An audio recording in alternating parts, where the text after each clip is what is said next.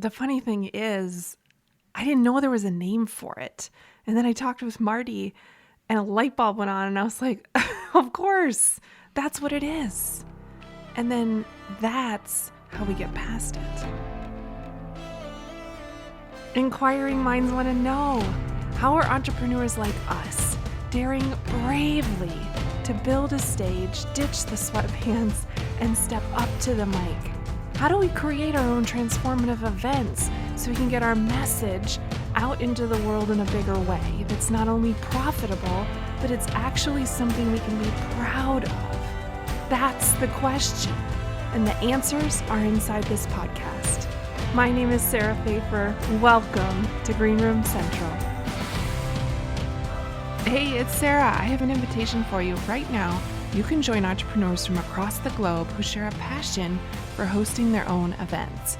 Become part of the community that inspires and cheers you on over at greenroomcentral.com. Today, I brought into Greenroom Central Studios Marty Dickinson, president of Here Next Year from Denver, Colorado. Over the past 25 years, Marty has built 3 businesses through speaking. Today, his focus is on providing live events for new and emerging speakers to gain experience presenting on a professional level.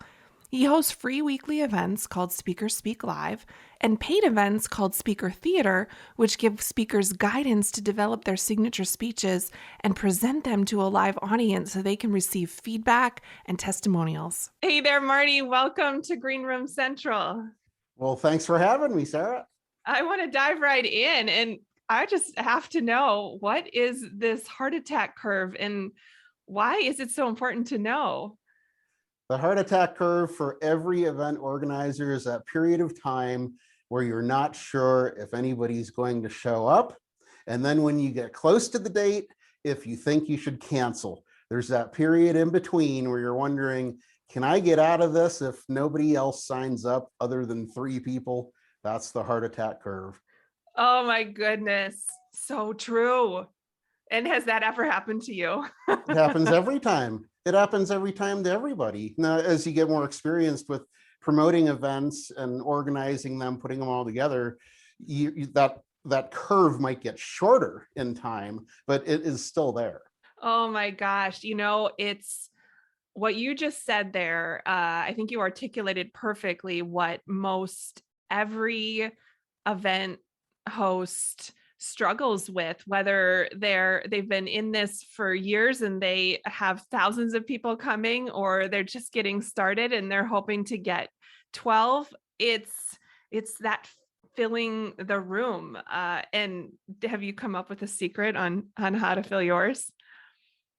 Well, the secret is to live your event 24/7 and just be telling everybody about it, and then watching your numbers and knowing most people sign up for events within the last couple of days before the event. Even for conferences, you have people signing up for a day in advance, even walk-ins if there's still room available, if they're still taking reservations. So over time, you start getting a feel for the flow of how your audience signs up for your events. So that lessens the heart attack curve a little bit. But now we have a whole new thing to worry about, and that is the virtual aspect.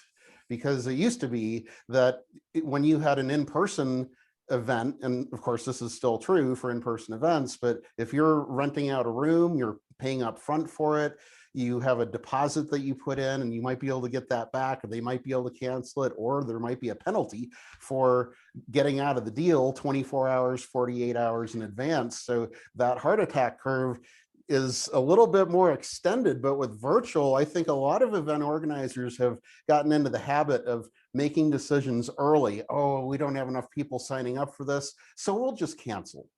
And that's a very dangerous path to tread, because you gain a reputation for either having events or not having an event. So if you get this reputation for setting up an event, starting the attraction, starting all the marketing for it, and then suddenly a week later goes by and so you say, oh, we've canceled. Well, now anybody that you are connected with in social media or your list, people that you would normally promote your events to, the more you do that, the more they're going to question whether you're really going to have this event or not.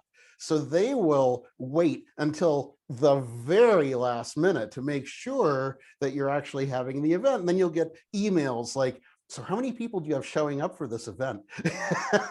And that's a question you never want to answer, because it's never the right answer. If you have 2 people showing up, that's not enough. If you have 20 showing up, that is potentially not enough for a lot of people. If you have 200 or 2,000, that might mean they're not going to get personal attention at your event. So that's too many. I won't attend that event. But that's the kind of question that you get from people that become skeptical if you're going to cancel the event or not. So gain a reputation for following through in the event, and that'll help your heart attack curve get shorter, and more long-term, you'll have success over time. But Marty, what I'm hearing is that you're feeding the beast by canceling prematurely, right? Absolutely. Oh, yeah. Because then people are starting to question you and your intentions, and if they should commit and clear their schedule to be there live with you. Yeah. And it gets in your own head too, because you start looking for opportunities for why you should cancel your event, instead of focusing on why you really, really need to have this event, why you're going to be able to change lives because you're able to have that event, even if there are only 2 people there. I mean, you never know who's going to be in that audience. So, unless you really have some financial issue that you have to maintain, I always say go forward with the event. You just never know what's going to happen. I love that advice, Marty. I absolutely love that. So I'm sensing that you have a certain sense of like optimism about your ability to deliver and put on events. And I'm curious, what made you start thinking that you might be capable of someday hosting an event? Well, I have a couple of, I'd call them pivotal moments that gave me that idea. The very first one was, goodness, 20 plus years ago, when I got asked to staff the product table for Brian Tracy's event. If you don't know who Brian Tracy is, he's one of the most well-known sales trainers in the world. And when he came to Denver, he took out a huge hotel, 2,000 people for the room, and they wound up having to bring in more chairs so they could get the overflow of 2,500 people in this room. So every time he came to Denver, he would get a team together, and I became the pinpoint for this team for a few years.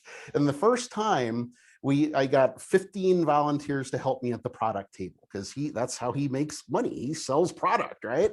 So we were at the product table, and all of a sudden, when he was on, he just got done with his first, I'd say maybe 30 minutes of presentation, and he wanted to give everybody a break. But what he was really doing is, let's see how much I can sell in the first 30 minutes. So he made his little pitch, and I couldn't believe it. Within 10 minutes, we cleared almost $250,000 in product sales at that table. And that just put a light bulb off in my head. And I thought, I have got to figure out how to put this all together, and maybe eventually someday just get to that kind of level. and I got my chance, because that was story number 2, which is where I got asked to be on the marketing team for a national conference called the Capital Factor. And it worked out so well in 6 months that we had another one 6 months later. But that was our planning period, and our promotional period was 6 months for both of those conferences. And I got to see from the inside how you need to develop a team. We had 12 people on this team, and we met every week. We had a big conference room, and when we started talking about what speakers we would bring in, everybody went out and got a bunch of one sheets from their websites, and we piled them all into the middle of the table. I mean, this is what event planners do, right? You work with a team, and you assemble everybody that's involved. And we had to have the IT people so that we could record. We had to have all these pieces in place scheduling, and I just thought, wow, this is it's really fun. It's exhausting. It's some of the hardest work you'd ever do if you've never been part of a major conference before, but it was really a blast, and I got a lot of business out of it. It was at a perfect time in my business where I was trying to prove myself in the internet marketing world, and it worked out really well, and I got a lot of clients out of it and met so many people. So that just sort of thrusted me into the idea that someday I'm going to be putting on my own events. Oh, those are really good stories. Back to that Brian Tracy. Did I hear right that after 30 minutes of the conference, they did a break, or was it a 30-minute break? No, I guess the break was probably about 15 or 20 minutes. So I remember the first one, he said it's going to be very quick. And he had these shopping bags full of the package deal, the whole enchilada, because he had books and CDs and all this stuff for sale. And then he said, now I'm trying to remember the number. It's a long time ago. I think he said he had like 25 bags of everything. And I'm going to give you like 15 minutes to go back there, and I want all those bags gone. That's exactly what happened. I mean, 2/3 of the product table was empty after just the first break that he had, and people were just charging back to that table. And there was, I mean, we had 7 or 8 people taking orders, so there were lines of people waiting to buy at this table. It was just incredible. I mean, when you see something like that, you realize that there's a whole different playing level to events out there. And that's something that any business owner would want to be a part of, for sure.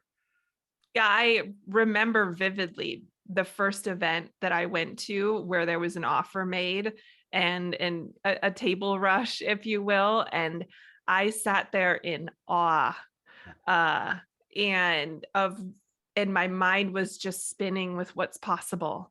And so darn impressed by the model, because the room I was in, it was done probably much like Brian Tracy, where it was done with such integrity and with such finesse that you wanted to be a part of the table rush, you know? And it didn't seem like selling at all. I mean, these are just resources he was providing, and people storm the table. So many people are so concerned about selling, and I think of it a lot differently than most people. I feel like if a speaker gets on stage and they do not offer their audience a next step, they're really shortchanging the audience. They're saying, I've got something special here, I'm going to give you a piece of it, but that's it, I'm done, see you later, have me back next year. And it's really shortchanging your audience by doing that. So I always like to look for how it might not be selling, $250,000 or even a book or even a CD set or some kind of digital thing. That doesn't need to be the only way to get people to take a next step with you. There's always a next step for people to make just simple contact with you, or join a Facebook group. I've got my Facebook group right up here, speakersspeakgroup.com, right in this window. And I have that in every presentation I do, because I want people to have a resource to go connect with me in a non-threatening way. We're just a bunch of speakers in this Facebook group that are hanging out with each other. And it's real low key, but at least it gives everybody a next step to go. Absolutely. I couldn't agree more, Marty. I agree with you. I get on a soapbox every time I hear someone shy away from wanting to make an offer, an event, because you're there, you're teaching them something, or creating some sort of experience for them. And there will be, it's just simple math, a percentage of your audience who is ready and willing to take the next step after you finish the event. And they'd like it to be with you, because they don't want to have to go through the work of figuring out where they're supposed to get the next step from, or who it's supposed to be from. They'd like it to be from you. And you really are, like you said, doing them a disservice if you don't share what the next step is and how they can get it from you. Yeah. And people today, I mean, with so many problems in the world, people are starving for real solutions from real people. So if you can provide that, then you are in the same pool as I play in, where we believe that right now is the best time in history to be in the speaking business and also the events business. The look of it has changed a little bit, but the beauty of it is that even just more than ever, people have a lot of problems to consider and a lot of challenges, and it's up to us. I mean, we are the people that deliver content from one to many, whether you're only the organizer or if you are a speaker too, it's the same thing. You are being responsible for providing content that truly can transform a person's thinking that is in that audience. And if we don't exist to do that, who else will? That's why the speaking industry is going so strongly right now, and the events industry. I mean, like I said with the Capital Factor, we planned those events for 6 months.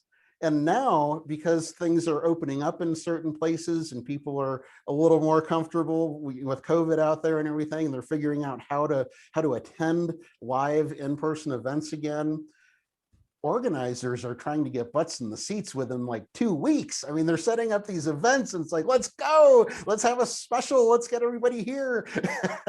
They're simply desperate to get people in-person rooms again, which is wonderful to see. That's such a welcome sight. And at the same time, they need a lot of people. They need a lot of speakers to facilitate all this, to bring it all together. And that's why right now, I mean, if you are an event organizer or you are a speaker already, if you're a business owner and you're even thinking of using speaking in any way to build your business, this is the best time to really dig in and practice presenting. Get into a situation where you're practicing speaking every week on virtual, live, in person. You find those resources. There are some out there, especially Toastmasters International. If you've never gotten on stage before, if you have a real severe confidence problem with speaking, join Toastmasters. I know people that are members of 2, 3, 4, 5 Toastmasters clubs because they want to be speaking literally every day of the week. And the more you do, the better you get. So they're like on a crash course to get really good at speaking really quickly. So there are techniques to do that. They're putting in the reps. Absolutely, they're putting in the reps. Is that why you say today is the best time in history to host events? Well, yeah, because so many people are needing guidance. They need new ideas. They don't need stories from 30 years ago. They need what's happening now. What have you done in the last 2 years since the COVID shutdown to be alive, to not just physically, but to be energetic and thinking positively toward the future? What are you doing to paint that picture in a positive light for yourself, for your family, for people that you work with, for your own clients? That's what people need to hear. And those kind of topics are in huge demand right now. I couldn't agree more. That piece you said about time specific advice, because we all went through just something humongous over the last 2 years. And so we want the up to date here and now advice. So good. So I'm curious, what do you find the most rewarding about conducting live events? The thing that makes it all worthwhile for you? The money, the fame. No. You can't think like that. I mean, it might happen someday, but really it's the people you meet, the relationships that you build. I still have relationships with people from the very first workshop that I gave. Goodness, when was that? 2004 or no, 2003. I had to think way back. And I still hang out with those people today. When I have an event, I tell them about it and they show up. I mean, these relationships that you build over time, they stick. They really do. You attend their events, they attend your events, and most importantly, they will refer other people to your events. Those relationships that you build over time are gold, and that is the most important thing you would ever get from conducting any type of event. Yeah, really valuable advice to really see the humanity of and the serendipity of the room that you've gathered. And see the value in each and every person that's in that room, in every single chair, virtually or or in real life. Yeah. Uh, Tell me, what's the biggest mental challenge that you've had to overcome conducting a live event, that something that you can't get or understand until you get there? Well, I would say that you need to understand that people have lives. You might have 100 people signed up for your event and only 20 people show up. Matter of fact, that's really pretty much the standard now. And you can really take that personally and say, oh, I just had a whole bunch of fake people sign up. You can take it personally again and say they really stabbed me in the back, that kind of thing. Oh, those terrible people, why would they ever sign up and make me think that I'm going to have all these people and now I don't? And I've been there. I say that from experience. I've felt that, absolutely. I mean, everybody's going to have a dog eventually. You're going to have an event, and for whatever reason it just tanks and you have no idea why. You can't take that kind of thing personally. You have to know that people have things happen, especially in the unpredictable times that we have now. One of the struggles that event organizers, event planners are having right now is that they are planning in-person events, and then at the last day, because they are holding the event as a hybrid event, meaning they have the virtual live component and the live in-person component, suddenly audience members, and I don't mean a small percentage like 1 or 2 people, but a large percentage of people are at the last minute saying, well, I know you have this on virtual too, so I canceled my hotel and I'm just going to stay home and watch this from a virtual sense. And that is, it's not only mentally damaging to an event organizer to have a third of your people all of a sudden cancel on the live, but they're going to be on virtual live, and now you have this giant room with 15 people in it. It really gets to your mental capabilities, and that's why not everybody can do this kind of work, because you have to experience that and survive it and still want to do more, because you're going to have those events that you think are going to be just standard or average and they just crush, and you have no idea why that happened either. Was it the speaker that I brought in that was really attractive to people, or what happened? Was it the time of the week? Was it because there wasn't a football game this weekend, or whatever it is? What is it? And you try to figure it out, and sometimes it just doesn't make any sense. But that's really what will get you through, is just to realize that it's not as much about you as you think. So try not to take it personally and move on. Hey, I don't want you to miss out. Did you know that this conversation always continues inside the Lynchpin Nation community? It's a free, modern discussion forum exclusively for Greenroom Central listeners that will have a profound impact on the way you look at events in your business. Get answers to your biggest questions, hear behind-the-scenes nuggets from event leaders, and get access to helpful templates, guides, and checklists as you start and scale events in your business. Be part of the daily discussion with entrepreneurs just like you. You can join for free over at greenroomcentral.com. I'll see you inside. Yeah, you have to. I love that you said you have to want it. You have to love it and want to keep moving forward and keep serving and keep impacting lives and serve hard the ones that are there and in the room. There's one thing that you talked about, hybrid, in there that kind of is like a little bee in my bonnet these days. Like I'm a little bit anti-hybrid, for definitely for the reason that you shared. Serving 2 masters at once is not ideal, nor easy, nor cheap to do. And then the point you brought up about people change, it allows the opportunity for people to change their minds at the last minute, which just adds to the the anxiety and the kind of like the margin for error you have to manage too. So I think it's a tricky spot, hybrid, and I'm interested in keeping an eye on the market to see where things shake out. I definitely don't see virtual ever going away. It's always going to be it's got its place now, and I love it for that. But in person, we all crave it.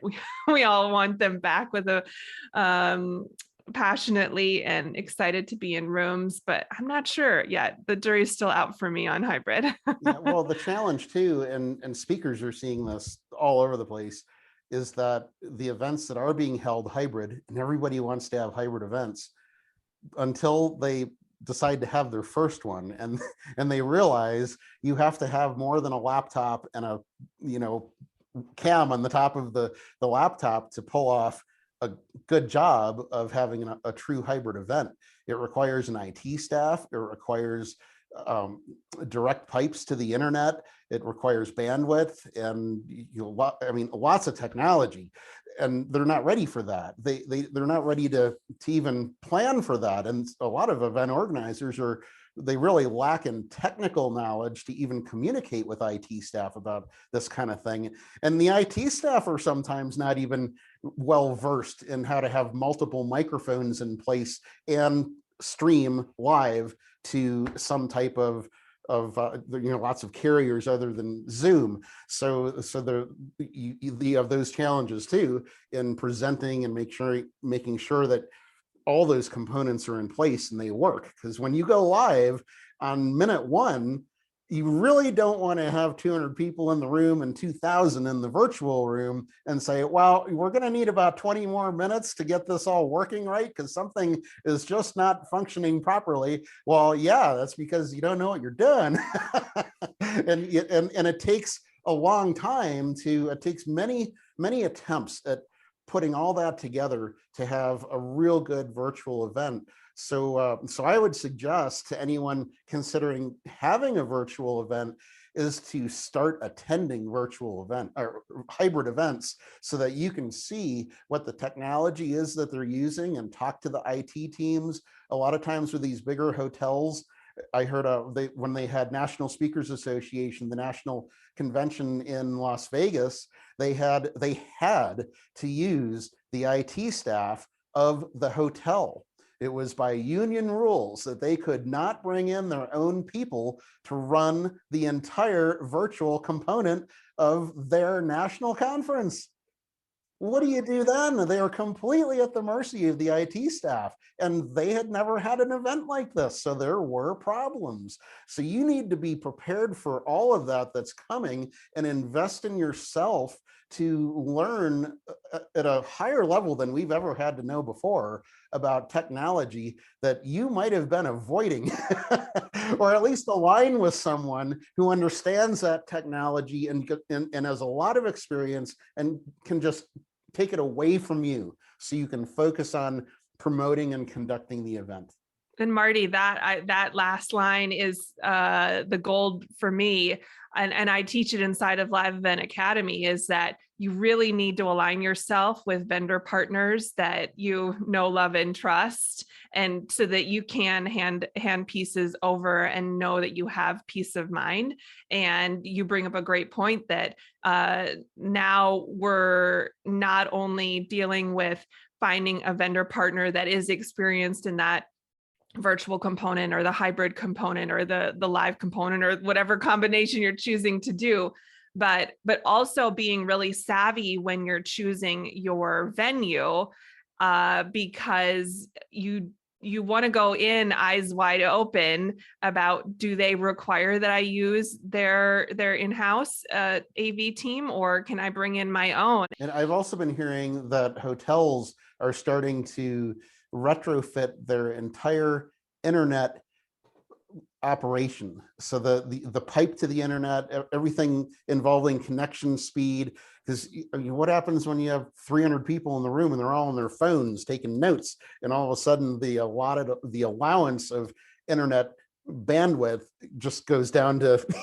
nothing for the people who are primarily trying to do the recording and streaming and everything else. So that becomes a challenge as well. So you really want to ask the question of the hotel, when was the last time you had somebody look at your internet connection and make sure that it's all up to date and modernized for this hybrid situation that we have? Because hybrid is not going away. It's not going to go away for a long time. It might just be here forever. There will be always in-person events that do not have a hybrid setup, and then anybody that would like to be attending virtually, they'll just be at a loss. They'll have to go to the in-person event, or that's it.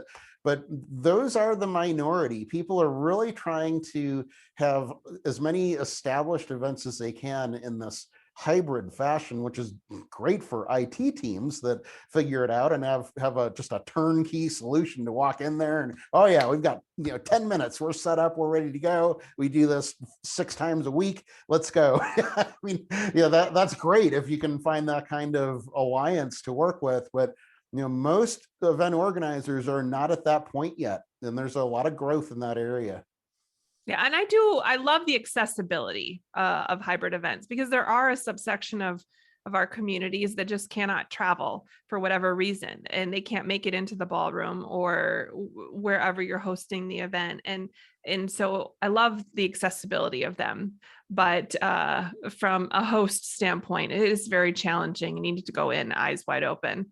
Yeah. But so we just talked about a lot of challenges that have to do with the brave new world we're all dealing with here with virtual and hybrid. But kind of aside from that, what is the biggest kind of functional challenge that you feel like you have to overcome before event day? Oh boy, I hope we're talking about enough good stuff, because there are so many benefits and rewards from holding events, especially right now, that it really is rewarding. I don't want that to get past people, because what I'm about to say really adds to the challenge of conducting an event, and that is the admin side. And when I say admin, that is a big hole that you can get into. That could be anything from the CRM that you use, the email system that you use, the method you use to have people register, what happens to that registration information, how and when do you let people on your virtual live, if you're doing a virtual event, how do you vet them to make sure that you don't get Zoom bombers coming in?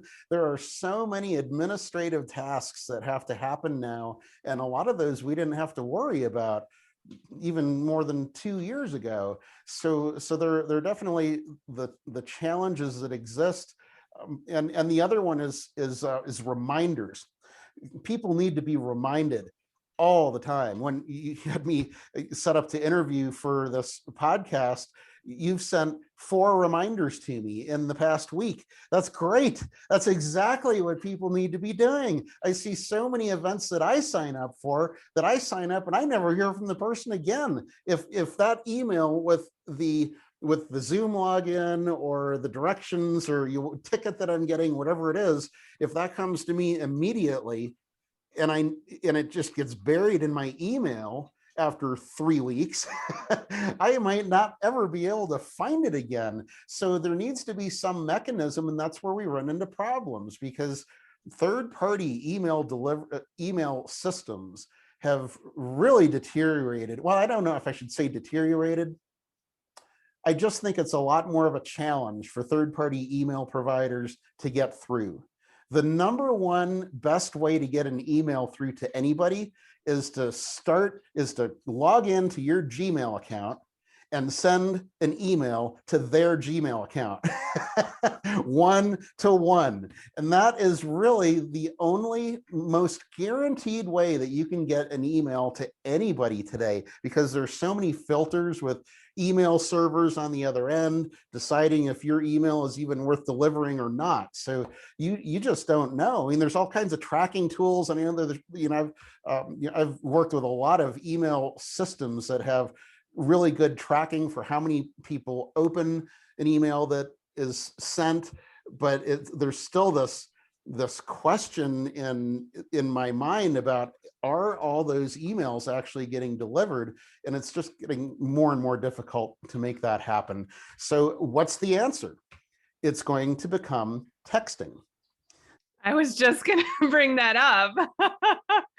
Yes. So if you're an event organizer who has been out of the game for a couple of years and used to rely solely on email, well, those days are dwindling because you're going to have more trouble getting emails through and less people are looking at emails. So the migration is going to become more toward texting. So you're accumulating people's cell phone numbers, getting their permission to send them alerts and reminders on their phones instead of, or in addition to, email.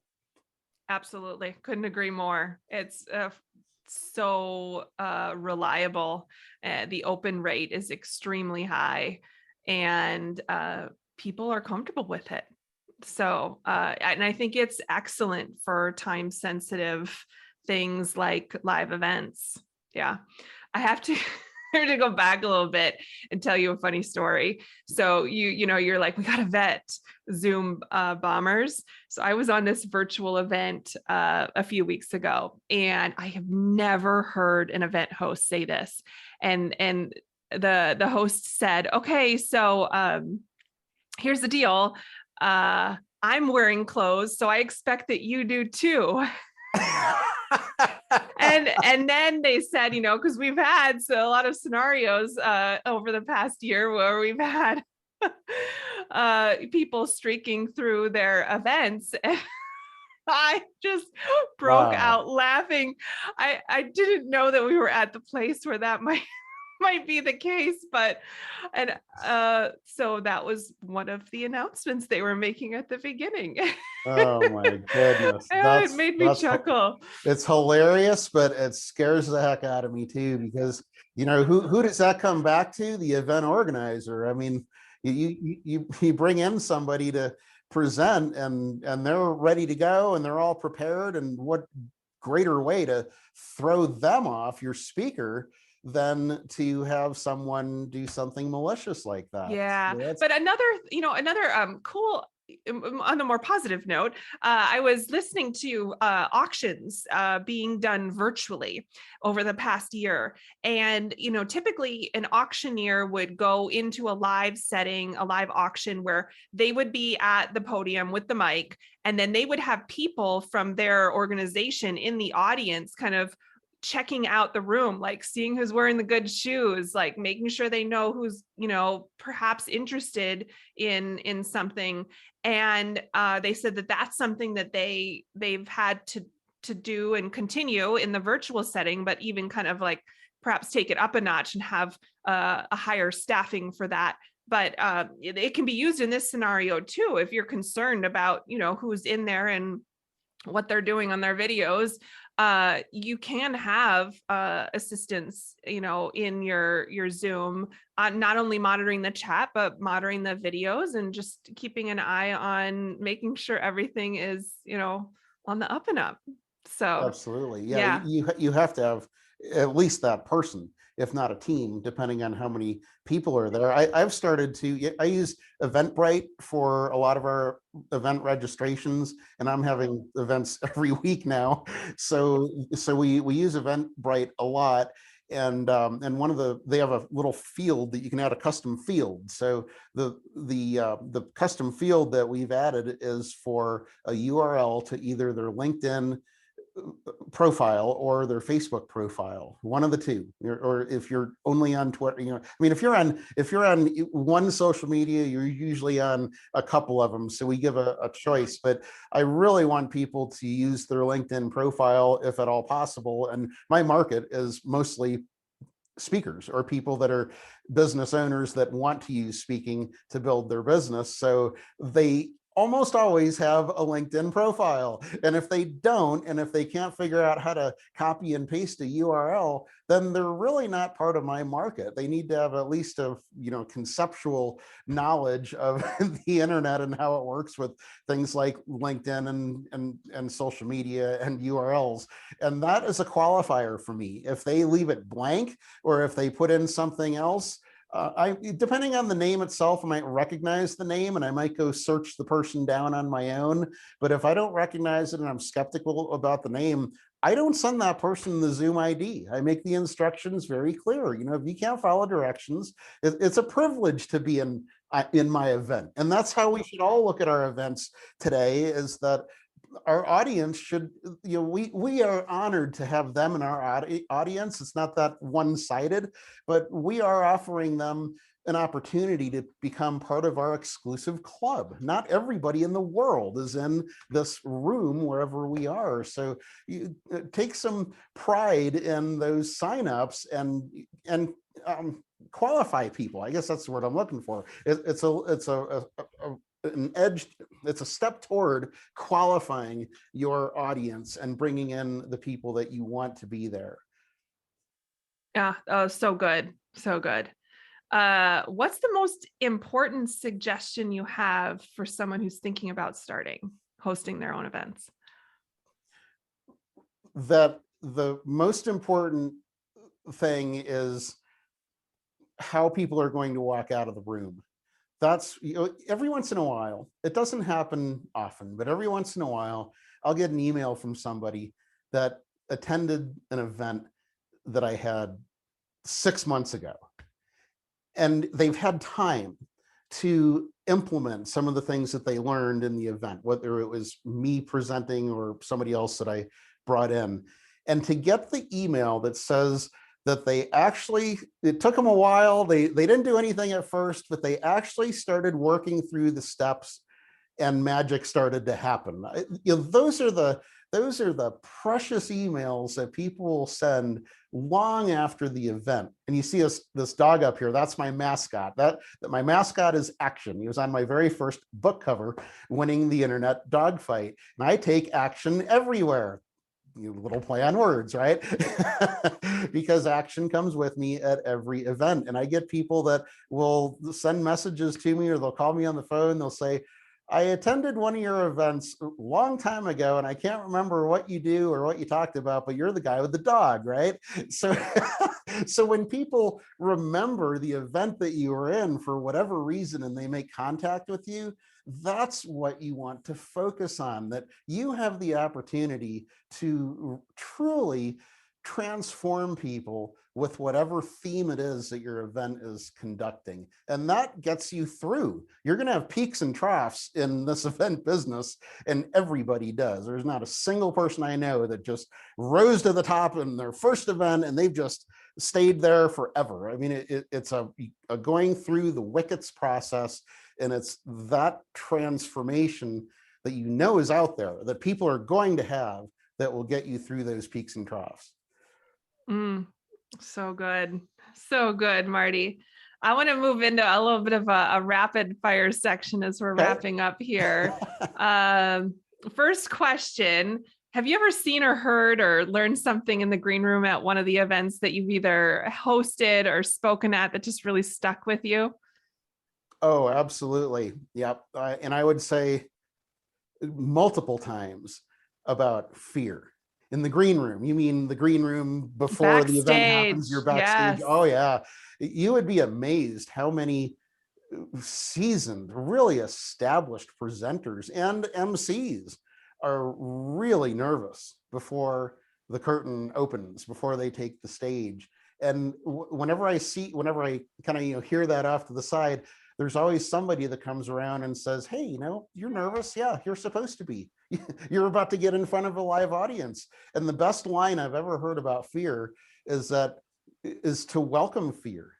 To welcome fear, because it's fear that's going to make you do your best job for that audience. I even heard somebody say, the minute I am not nervous to get in front of a crowd is the day that I stop doing any of this, because I will never, I'm trying to remember exactly how he put it, I will never do my best job for the audience if I don't have a little bit of that nervousness in me.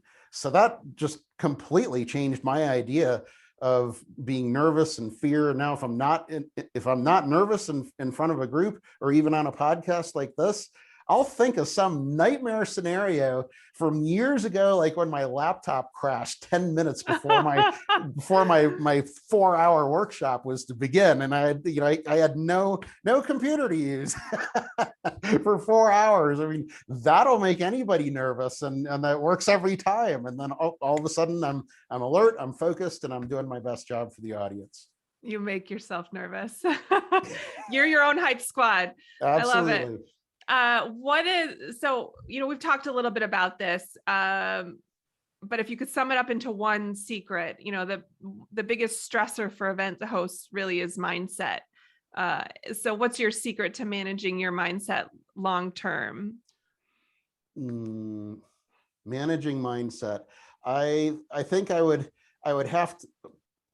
Oh, I know one that we haven't talked about yet. How's this? Have you ever been to see an orchestra or Yes. a band? Well, they're performers, right? It's an event. They're on stage.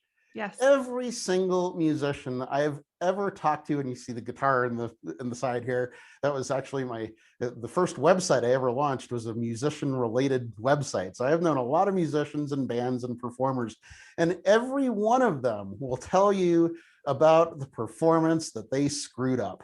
They were halfway through a song and they forgot what was supposed to come next, and they just made something up, and they come off stage and they're so upset. Did the crowd ever know? No, the crowd never knew. They're just cheering and having a good time. That's the same thing we need to keep in mind, that you are going to have mistakes. There are going to be things that you don't say right as if you're hosting the event, going out there as MC. There are things you are not going to say right in your introductions, in how the event is run. There's all kinds of little things that the audience never needs to know about. So when you make a mistake, just keep going, because chances are nobody's going to catch that. They're going to be thinking overall, what was the experience of that event? And that is the important part. Oh yeah, keep going. Couldn't agree more. What's your best tip for filling events? Oh, definitely joint ventures, relationships. It's really difficult to convince any single person that you have never met to go to any event right now. I mean, people have Zoom fatigue. They're tired. I try to bring some kind of something into every virtual live that I work with, because people are just so tired of Zoom, and that's the way they think of it. When you promote an event that's going to be on Zoom, they think, another one? Oh my gosh. So, but to have someone else say, hey, I know there are 1,000 Zoom events out there right now, but this guy, you got to go to this. Just plow the road, no matter what you do, fix your whole week so that you can go to this one event, and it's going to be a life changer for you. I guarantee it, because I know this person. I've been to this show before, and this is an important one to see. That's what you need to have. You need to have other people talking about your events. So good. Do you have a favorite moment at an event that you've hosted? Oh, every time. The beginning. Is it the beginning? The beginning. Yeah. When you finally, okay, everybody ready? Are you really ready? IT guys, are you really ready? No, you tell me the truth. If you need another couple of minutes, okay, everybody's ready. Now we can all relax and just have the event because everything is in place. That's the best feeling there is.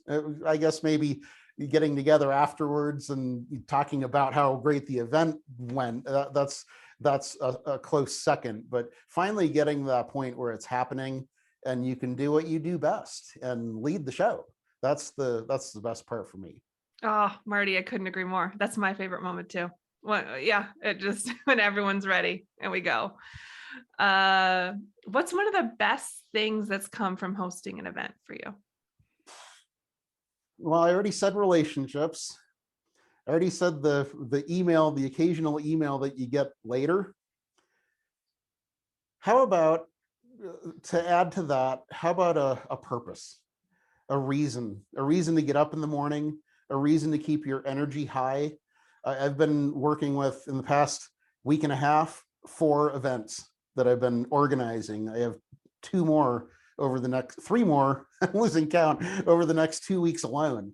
And then we get to Christmas season. I'm taking 2 weeks off, no events, and we start up again in January. So this time is craziness for me. There's little sleep, there's little eating, even though we're in the holiday season here. I mean, 2 meals a day maybe, but it's the excitement of the events that is something to look forward to. And again, just thinking of all those people that are, and I'm not even a speaker at any of these, I'm just putting them together, and the star of the show are the speakers that we're having at the events. So I'm just making it happen.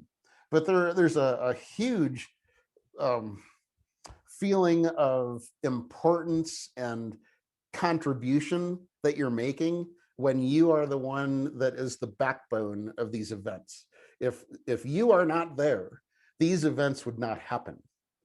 And people that should be in the audience would not receive that message that you're getting to them. That's really an important driver. Yeah, a true sense of significance right there. Yeah, making that you matter. Yep. Yeah. Last question. What are you reading right now? Oh, well, you wouldn't be expecting this one probably, but now that I think about it, I mean, it does have some relevance to what we're talking about. I'm reading a very thick book on Winston Churchill.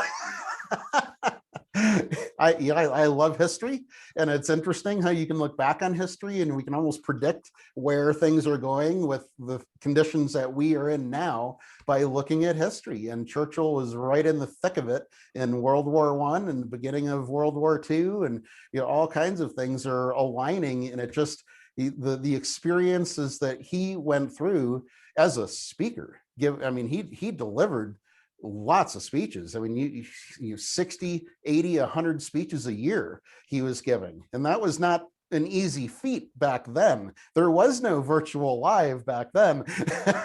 So that took a lot of stamina for someone to do that, and to also be in the political world. And you can learn a lot from that by learning about that history and how he wound up changing his vocal approach and technique to attract the younger generation. As he got older, he had to talk in a different way so that younger people that were growing up could understand what he was saying and relate to him. So there's a lot of parallel alignments with history and what we are doing with events and speaking today. Yeah, it's so wise to be reading up on history. We can learn so much. Is there anything that you have going on right now that you'd like to share with the Lynchman Nation here? Absolutely. 2 things. There is speakerspeakgroup.com. That'll take you to my Facebook group. That's a great place to start, whether you are organizing events, whether you never plan to get on stage.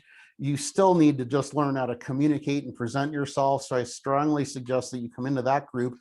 A natural evolution of that group was what I call Speakers Speak Live. So you can go to speakerspeaklive.com, where that's an event we conduct every single Wednesday for 1 hour. And it is a practice session for professional speakers to bring in 10 minutes of their material. And then we all critique the speech and practice introducing ourselves.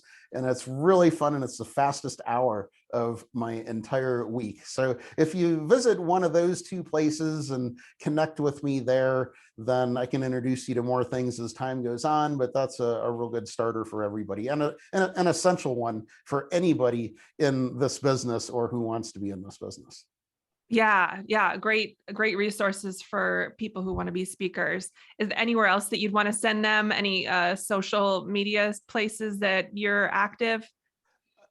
All of them. All of them. But LinkedIn is probably the best one. You can just search for Marty Dickinson and that'll take you there. And then you can also just go to my main website, which is herenextyear.com, HERENEXTYEAR. And I just got tired of everybody asking if I was going to be around in 6 months. That was 25 years ago. Basic sales, right? Eliminate the question. And you'll see lots of really extensive blog posts that I've personally written on a whole bunch of different topics related to events and speaking and writing, book writing. We do a lot of nonfiction book work as well. So yeah, something for everybody there. Oh, thank you. I'll link all of that up in the show notes for everyone who's listening. And Marty, I just want to take a moment to say thank you. This has been such a pleasure to chat with you today. Your experience is coming through. Like, you have such a tenure of doing events, and that experience obviously pays off, that you're able to do things on the weekly and not have anxiety or stress over it, and that you've been able to do such a pivot over the past year and a half to be able to do what you do virtually in addition to in person. And it's just impressive, and I appreciate you sharing all this wisdom with our listeners. You're welcome. And it is fun. That's the key, is that if you're not having fun at this after you've done this kind of work a few times, it might not be for you, because it should be fun. You're going to be spending a lot more time at this than you ever imagined. But if you're having fun at it, that doesn't matter, does it? It's very key. I totally agree. It has to be fun. Otherwise, don't do it. Thank you, Marty. Take care. Thanks for having me. Thank you for listening to the Green Room Central podcast. If you love this episode, then please take a screenshot on your phone and post it to Instagram. Be sure to tag @SarahPfeiffer and let me know why you like this episode and what you'd like to hear, or who you'd like to hear from in the future. That'll help me know what to create for you. Also, I've been hearing a lot of business owners say that people are tired of virtual events, and that's just not true, which is why I created a brand new 5-day challenge called the Virtual Event Lab. I want to show you how to make your next virtual event profitable, engaging, and most importantly, how to make it happen. And the best part is this 5-day challenge is absolutely free. To register right now, simply visit www.greenroomcentral.com and we can get started today. On average, I spend about an hour a day reading every month of every year.